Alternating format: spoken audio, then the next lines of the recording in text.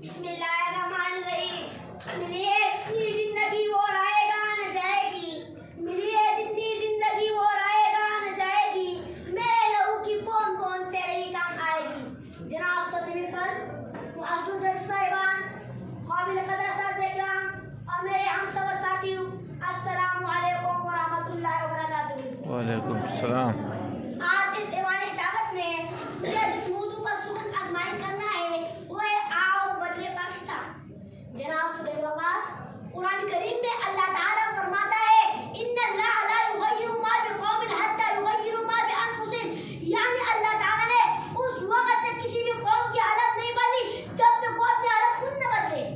जनाब वाला पाकिस्तान वो अज़ीम सरजमीन है जिसका क़ियाम एक ख्वाब था, अल्लामा इकबाल का ख्वाब, क़ायद आज़म की क़ियादत और लाखों मुसलमानों की कुर्बानियों का नतीजा।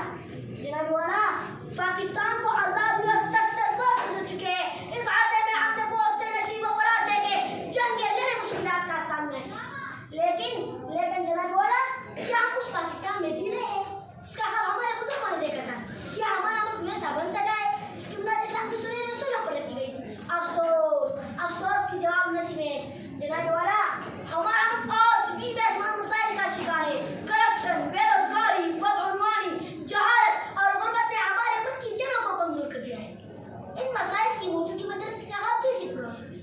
लेकिन जनाब वाला ये मायूस होने का वक्त नहीं, ये वक्त है अपने आदत और जज्बे के साथ आगे बढ़ने का, और ये वक्त है अपने मुल्क को बदलने का, और ये तब्दीली हम सब ने मिलकर लानी है।